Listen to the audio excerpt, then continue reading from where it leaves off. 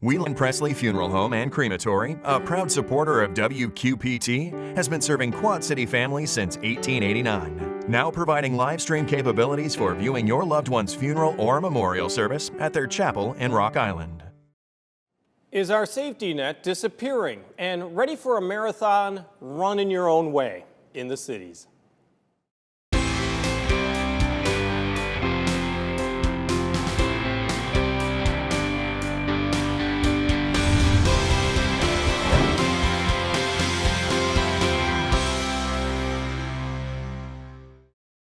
Like so many things we enjoy, the Quad Cities Marathon will be a lot different this year, but those very changes make it more appealing for some of you to lace up and take part. More in a moment, but first, charities taking it on the chin.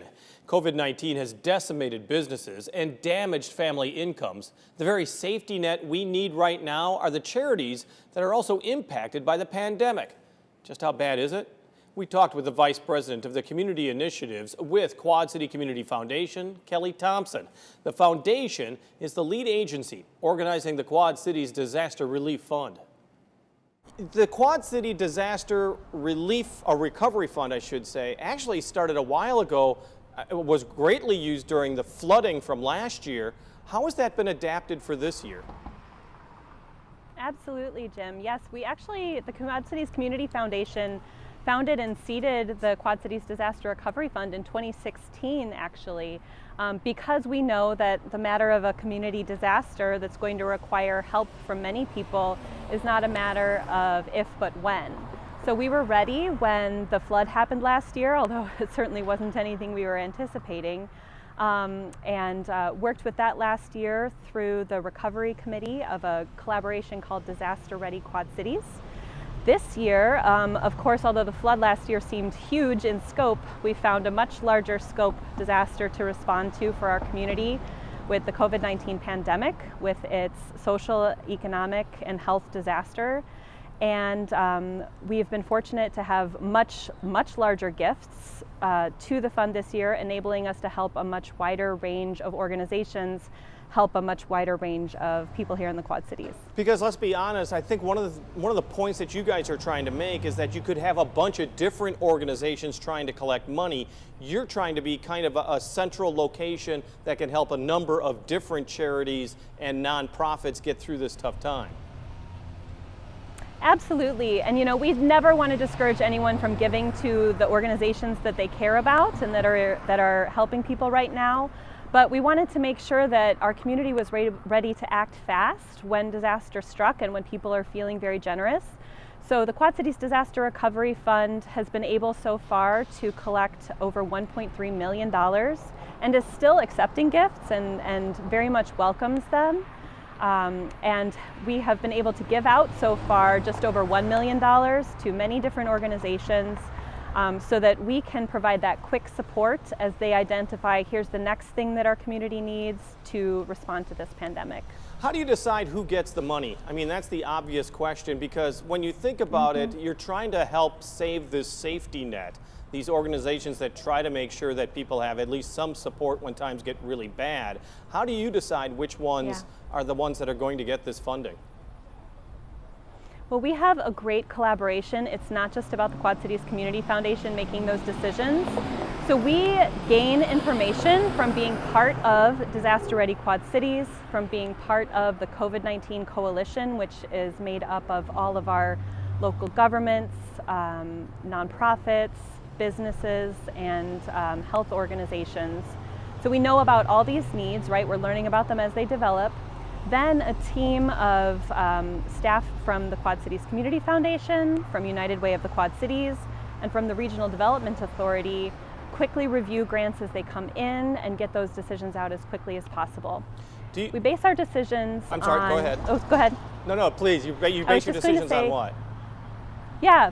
We base our decisions on the priorities of the fund. So number one is absolutely basic needs support for people who are disproportionately affected by the pandemic or who maybe were already vulnerable beforehand.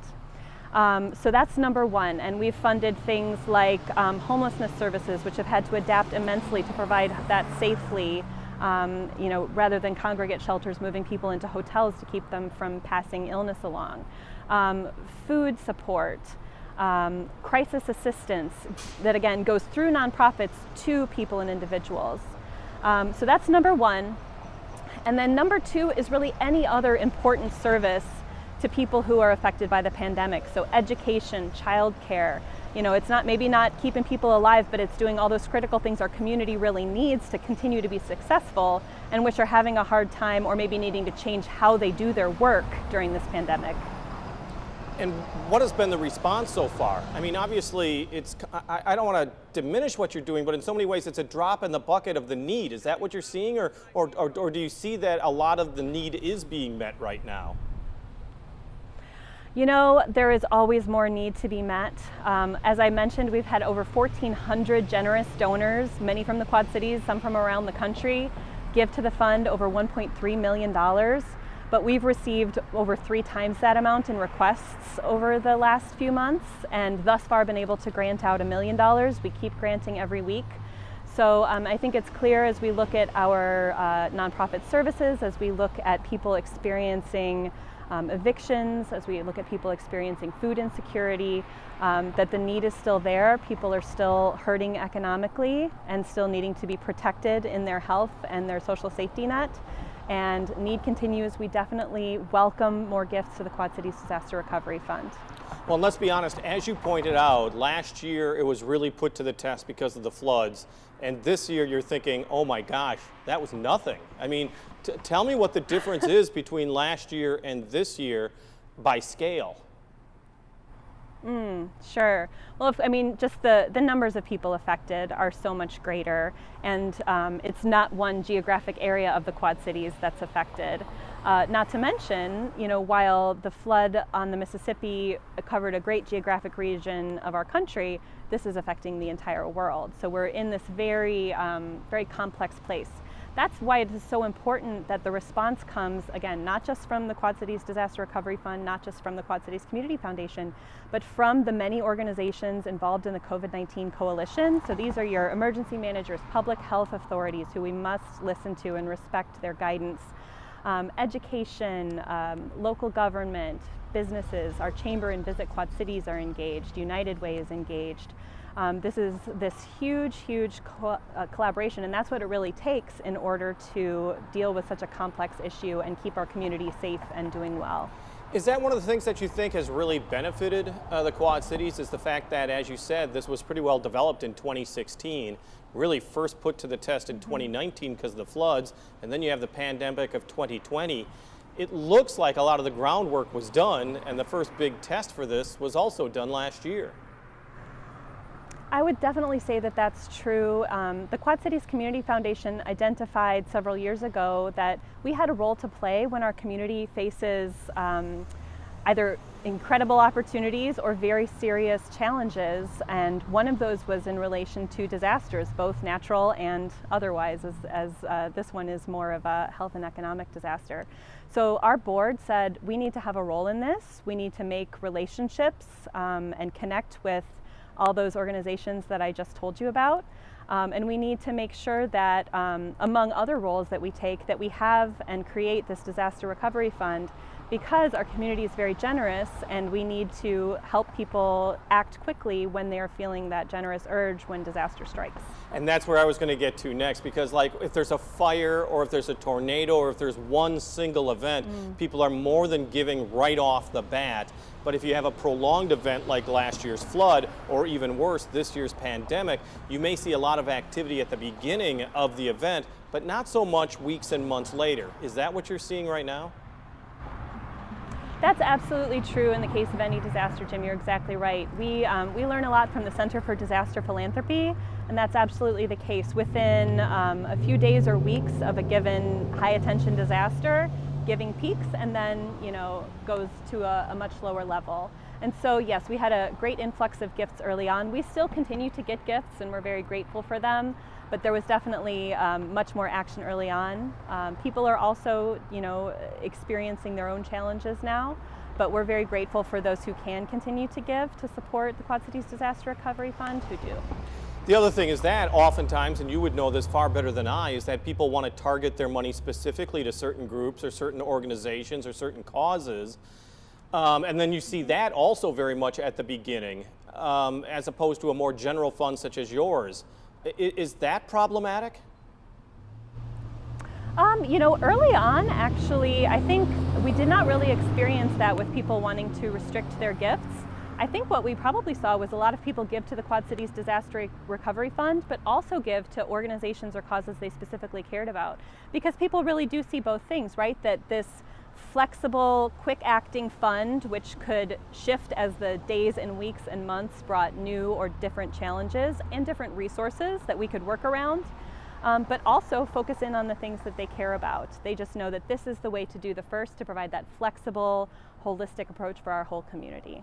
Community Foundation's involved in so many different things, not just, of course, the pandemic. You support so many different causes. You're also very active this year in equity and continuing the racial division discussion, let's say. What are you spearheading at the Community Foundation to tackle such a sensitive issue as that? Sure. I think the most important thing for the Quad Cities Community Foundation, and we've been recognizing this over the past several years and doing, you know, slow internal work, and I just say slow in the sense that there's such a sense of urgency and, you know, nothing moves as fast as something really needs to. But the most important thing that we can do is look internally, look at how we are doing our work. Is that having the impact that we want? Because to really take equity into account and to have the kind of outcomes that we want for our community, we want our whole community to be successful, and it won't be if we aren't acting with those principles in mind. So to look at our own processes, how are we making grants? How are we've done a lot of work to make sure that our board reflects our community more correctly than it maybe had in the past. And also look at the other resources that we're deploying, and just make sure that we're doing those with an eye to racial equity and other kinds of equity for people who are marginalized and kept away from opportunities. So that's a number one, is looking to ourselves, teaching ourselves, learning from others, and shifting the way we do our day-to-day work. We're also glad to support through grant making. We're glad to support through spreading the words of our colleagues, like those at United Way of the Quad Cities, who are challenging the Quad Cities to do the 21-day equity challenge, to learn more, and to make sure that we're doing more to reach out to groups that are led by our local communities of color, that have their goals in mind, and that we are making what we have available to people doing that good work. Because as you say, and it's in your name, community, it's more than just a pandemic. You still have a lot of work, you still have a lot on your plate besides the pandemic. That's absolutely right. And the Quad Cities Community Foundation, we're not only about disaster. We're here when disaster happens. But we want to do all of our work with donors who are creating perhaps endowments that will give to the causes that they care about permanently, those that are working to give communally to efforts like the Quad Cities Disaster Recovery Fund or our Community Impact Fund, which provides flexible dollars every year to respond to community needs, and to do all the connecting and, like you say, community initiatives work of working together collaboratively on things that no one person or organization can solve by themselves.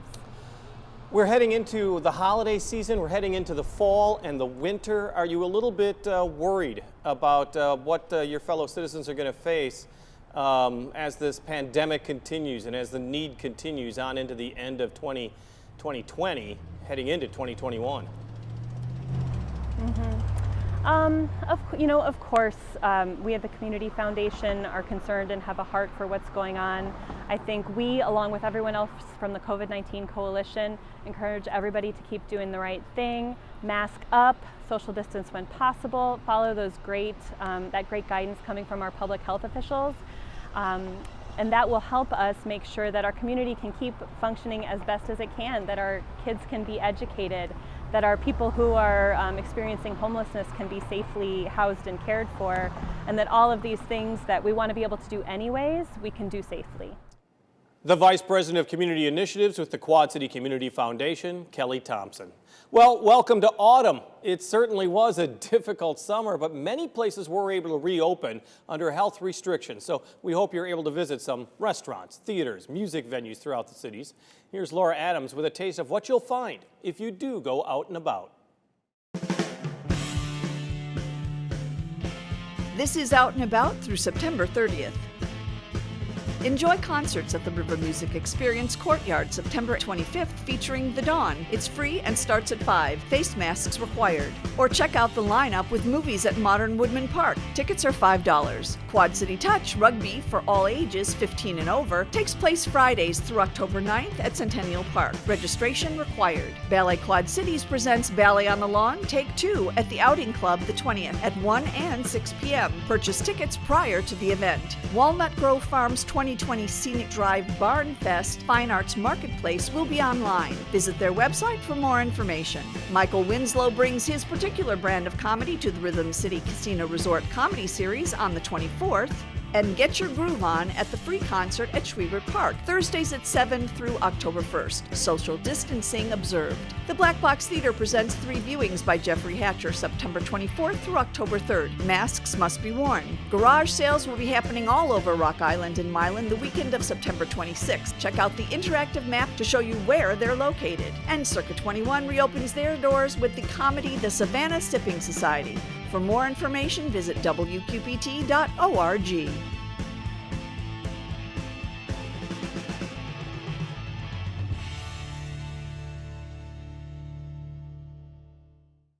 We're in this together, Quad Cities.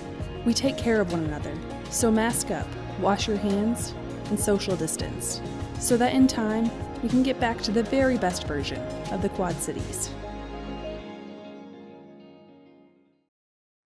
Jason Carl is the frontman of the group Jason Carl and the Whole Damn Band, but we caught up with him as he played some original work on the stage of Moline's Black Box Theater. Here's Jason Carl with Yazoo River.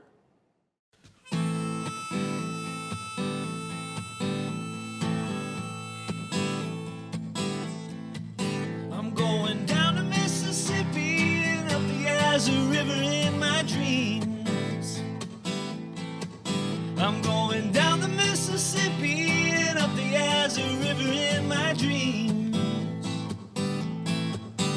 Tomorrow I hope to make it down to New Orleans. I met a girl, she said her name was Penny. I said you look more like $1,000,000. She took me to a ranch and I met a maid named Dot. She said, I hope you know I think you're crazy, but good luck. I'm going down the Mississippi and up the Yazoo River in my dreams. I'm going down the Mississippi and up the Yazoo River in my dreams. Tomorrow I hope to make it down to New Orleans. I met a man named Tony, he served me drinks. He said, you know, down here $1 goes a long way. And so I gave him all my dollar bills. He appreciated them more than I did anyway. And I saw the flashing lights, and I heard a song that I'd forgotten. And then I harvested the vegetables that the ignorant man thought were rotten. I'm going down to Mississippi and up the Yazoo River in my dreams.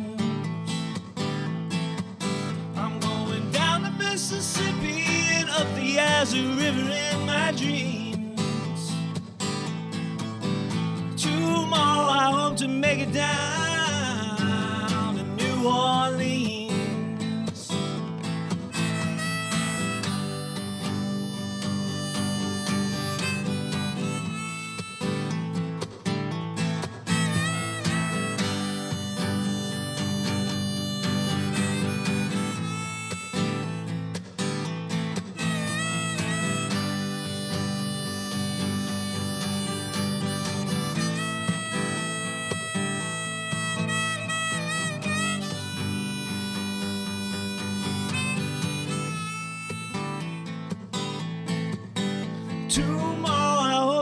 take it down to New Orleans.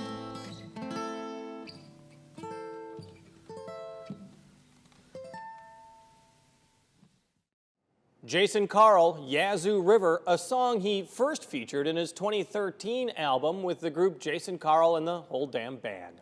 It's being called Run Your Race at Your Pace. This month, the Quad City Marathon isn't running its usual course during a Sunday morning along the river in the cities. Instead, it's a month-long virtual course unfolding right now. And there's still plenty of time for you to take part. We talked with the marathon's assistant race director, Laura Whitnobble, about the way it all works. So Laura, are people getting used to the idea of a virtual race? I mean, it's been a year of virtual activities. Is a virtual race kind of now part of our norm? Unfortunately, I feel like they are getting used to it, but I'm hoping that maybe in 2021 we'll be back to normal racing of getting up early and meeting all of our friends at the start line and the cool temperatures, and then, you know, finishing in the post-race party. I would love to see that in 2021 for sure. But people have been great so far. They're still signing up for the race, so that just shows that they do really care about the TBK Quad Cities Marathon. And I want to talk about the camaraderie in a moment, but let's talk about the virtual run. It's been going on all month. It's still going on, but you've got a limited time still to take part. Yep, so you have until the 27th to complete your distance. So we recommend people registering as soon as possible so that way we can get your packet ready. So yeah, people have had the whole month. So we've seen some people already complete their marathons or half marathons. I finished mine last Saturday. So it was very wet, but now it's done with. But yeah, so it kind of works out to your advantage. You get to choose the best weather. I did not do that, but so a nice cool morning. You can run it. You could run it on a Tuesday if that works with your schedule. So that is kind of nice that you get to choose the day, the time, the location, and your route. I was just going to say the location and your route are pretty big too, because if you want to do something more challenging, or if you want to do something a little bit easier, or even perhaps something more scenic, really the canvas is white. It's open to whatever you want to do. Yeah, totally, which works out really great because we have people from probably 30 different states that are participating, which is even great, and even overseas. We just sent a packet to Japan, so that was pretty cool to see that people literally from all over the country and all over the world are participating in our event. Yeah, that is amazing, the Quad City Marathon being run in Japan, if you think about it. Yes. Let's talk a little bit about the routes. What have you noticed from people? Are they, I mean, do you find out what the route is? I mean, how does that all work? Well, a lot of people use their Garmin, their watch, or they're on Strava, which maps where you go. One thing that people have done if they've uploaded their results that way. Also, what we did in the city of Moline, we actually marked out a half marathon, the 5K, and a marathon, 2 different routes. So if people want to run a route that has been measured correctly for them, we have it out there. And we had some people paint along the course as well. In race weekend, we're going to have pacers even, so that will be kind of nice. So if you are local and kind of want to get into a race-ish, but from a distance, I guess, that's just one way that we've kind of made it come together. Yeah, and all the information, of course, is at your website, but I think we always do kind of get, obviously, transfixed on the marathon itself, but as you said, there are other runs that are going on that are also going to be virtual, like you said, 5K, the half marathon, even for kids there's a run. Yeah, actually I signed up both of my kids, and we have some neighborhood kids that we're going to put up an archway in our neighborhood and have a little kids race and maybe some Kona ice afterwards. There you go. Now, like you said, I mean, what you're going to really miss is that huge crowd at the beginning of the starting line, the ability for a bunch of people that don't know each other perhaps pushing each other along the route, and also the big party and the atmosphere afterwards. How tough is that? I mean, how tough is that this year, you as a runner as well as an organizer? Yeah, that is definitely, I mean, I love race weekend and race morning. You know, there's all the anticipation of everything going off correctly, the start of the gun, we have the national anthem. You know, there's so much that goes into it to see it all come together, you know, planning for a year in advance. So it is a bummer that it's not actually happening. And obviously, we throw one of the best post-race parties ever. So it is a bummer, but once again, we have to look out for the health and safety of our runners. We want everyone to be able to come back next year and enjoy it. Yeah, and let's be honest, I mean, your marathon isn't the only one that's impacted by this. Of course, marathons all across the country, if not around the world, are seeing that as well. But it does give you a chance perhaps to plan for next year as well. Do you already start planning for next year already? Yeah, we actually are just setting up our registration for 2021, so that will go live, I think, the day after, so it'd be September 28th. So we're hoping to open it up right away and get people excited about next year. And what would Let's move past 2020. Yeah, exactly. And is that the key? I mean, are you kind of now planning like this has got to be over? I mean, you got to go back to your plan A? Yeah, totally. Unfortunately, we know this plan B now, so if this were to happen, but we're definitely focusing on plan A for sure up until like the very last moment. So hopefully by then, I mean, it's September, so hopefully that won't be an issue. You do have a number of diehard runners, local runners that are taking part, as well as people from around the area in the region each year. What have you heard from them? I mean, are they really happy that this virtual run, at least something is happening? Yeah, it's definitely, they're excited about something for sure. You still get a medal, you still get a shirt, you still get a bib. We mailed out a lot of bibs ahead of time, so if people wanted to run with them as, you know, an option, there is that. I think they do appreciate that race weekend. We're still doing a packet pickup. We're doing a little pop-up expo with some local vendors and sponsors, and we're going to have pacers for Saturday and Sunday morning. Just as options, and we're gonna, you know, kind of put a little mini course together with some water and stuff. So we are trying to do something safely, but it is really hard. But I think we've definitely got great running community around here. It's unbelievable the support that they give us. So that is really, really appreciated for sure, because events like this won't happen again if people don't participate in them. And I think that's one hard thing that people may not understand if they're not in the event planning like world. Absolutely. But our support has been great from our sponsors and participants. I was going to say the sponsors have been a big deal as well.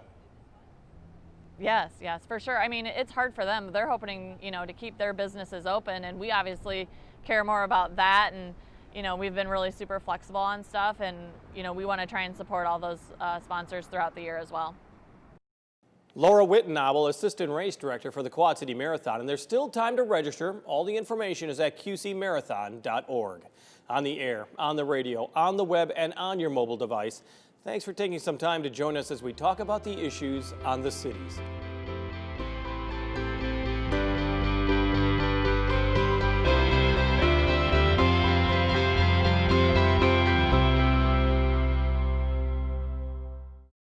Whelan Presley Funeral Home and Crematory, a proud supporter of WQPT, has been serving Quad City families since 1889. Now providing live stream capabilities for viewing your loved one's funeral or memorial service at their chapel in Rock Island.